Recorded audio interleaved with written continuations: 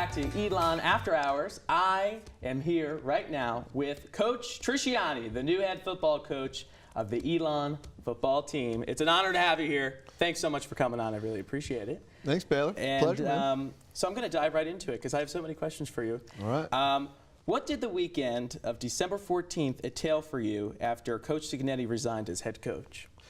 Crazy weekend, man. Yeah? It was, as it got later in the week, and we kind of had a feeling Coach may be involved up there at JMU.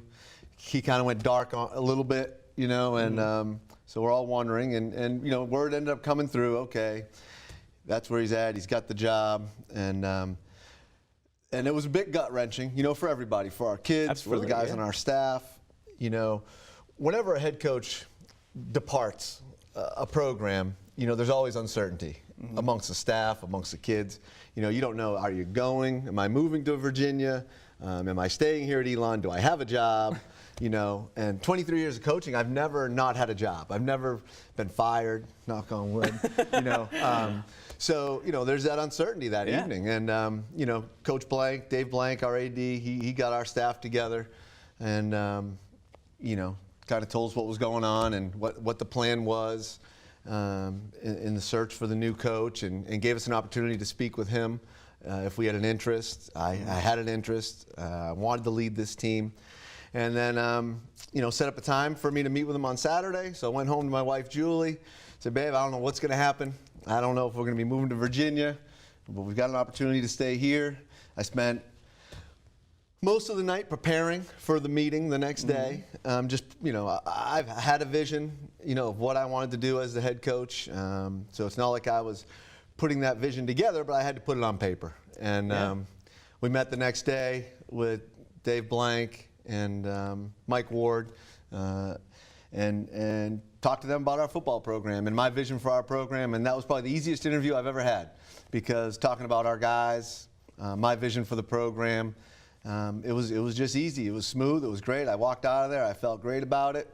Then there was a waiting period. It wasn't until Sunday morning when I got a call from Coach Blank and said he wanted me to go over and meet with him and President Book and Provost House, and then that got me a little nervous. Yeah, sure. Talking about our football program and then talking with the president and the provost is two different things now.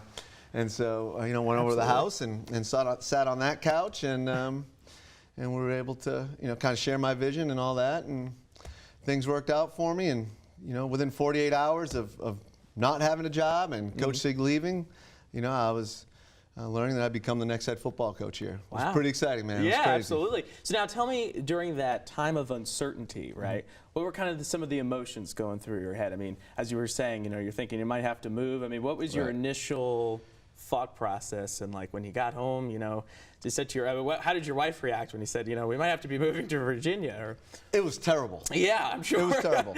My wife, she loves it here. She's got family. Her closest family lives here. Oh, wow. So when we lived up in Pennsylvania, we would vacation here in North Carolina for like the last 12 years.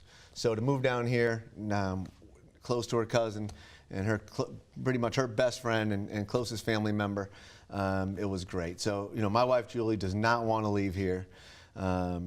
So, I mean, now my contract's not going to make it easy for me to leave here either. Right, Coach Blank figured that out, okay? I'm sure. And my wife will not make it easy for me to leave here, and I don't want to leave here. So I plan to stay here at Elon for a long time and be the head coach. But that night was crazy. It was very uncomfortable. I hope I don't have to go through that again anytime soon. Oh gosh! Now that you're you're the head coach now, right? Do you feel that you have achieved your goal, like in your football career, now that you're at the top? I said in my initial interview, this is the most exciting moment in my football career, right? The biggest moment, but it's not close to the end. Really, this is the beginning. The sky's the limit for us in this program. And for us as a staff, so it's only the beginning. Well, good. So now, what are your plans for the upcoming season? Win some football games. Win some football games, yeah? No, we are, the season's so far away right now. I'm really focused on the here and now, which is recruiting, which is finishing our football staff, And then it's training our guys in our winter program, and then it's going to be spring practice, and those 15 practices will be one at a time. And that's just how I approach things as a football coach, as the leader of this program, and that's how our kids will approach things, because that's the behavior I will model. And so it's one day at a time. You know, when we get to the season and we kick that ball off against North Carolina A&T, you know, it'll be go time, and it'll be all about winning that football game. Absolutely. So now you were working here at Elon back in 2006, is that right? And then, so that was for a year, and then you returned in 2017. Now, what were some of the changes that you've seen in the program from, 2006 to when you returned here in 2017 and now as stepping in as head coach? Yeah, lots changed. You know, the campus has changed, the Elon reputation nationally has changed, the brand has grown. The football program has grown, going from the Southern Conference and, that profile to the CAA, which I've been very familiar with. I've coached 13 years in the CAA, and that's where I was before I came here to Elon as well. A lot's changed there. It's also a lot colder, Baylor. I don't remember it being this cold I know. when I worked here in 2006, and I told Julie how beautiful it was and how we need to get back down here. I know I'm from New Jersey, and I'm like, this is a little colder than I expected. but oh gosh, absolutely. So now tell us about your pre-game ritual, because I think this is what everyone's dying to know, for yourself and for your players. It's all about routine. So I'm a routine guy. We prepare for each game the same way we do home or away. So I have routines. As a defensive coordinator, my routine the last couple of years will be different than it will be as a head coach, but I like to have some alone time in the hotel the night before with my laptop and watching film and going through some games just as a game and my call sheet and kind of go through and see how things fall into place, get a better feel for the play caller on the other side of the field.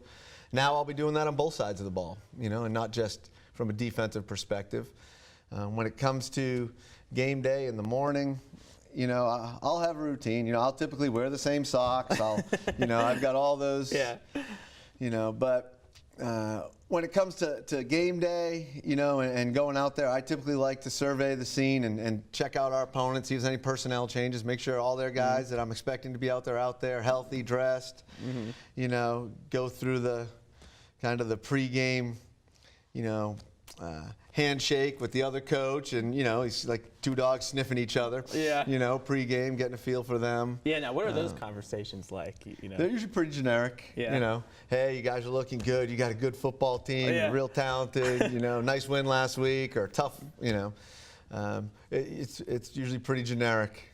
Those. But all right. Now, so the game that everyone has circled on their calendars, I think, is the September 28th game versus JMU, which also falls on Parents' Weekend, so it couldn't get any better. Do you think that there will be a different energy playing against Coach Cignetti for the first time? Well, Baylor, that game is 254 days away. And so from our conversation here earlier, I am a day-to-day person. Yeah. So there are a lot of days until we get to that game, and there's 4 games before that game. So I would expect our kids to have that same energy when we kick it off against North Carolina A&T.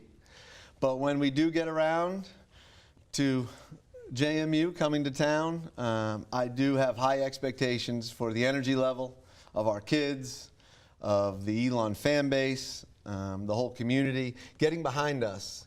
And behind our kids every week, but I'm sure certainly that week there'll just be a little bit something extra. All right. Now, can you tell us or share with us one of your favorite moments with Elon Football thus far? My favorite moment, well, there's been some great games and some great moments, great wins, but our first team meeting, when I was announced as the head coach, when our guys came back on January 2nd, that was the best moment for me, to be able to look at our kids and, and tell them, hey, listen, maybe it wasn't your decision for me to be your next head coach. You didn't necessarily choose me, but myself and our staff that stayed here and the staff that I had hired, that we chose you. and that we want to win a championship here at Elon. You know, we want to do it in maroon and gold, and that felt good to be able to look in the eye and tell them that we chose them. Very good. And real quick before we go, who do you think's winning the Super Bowl? I got to ask you.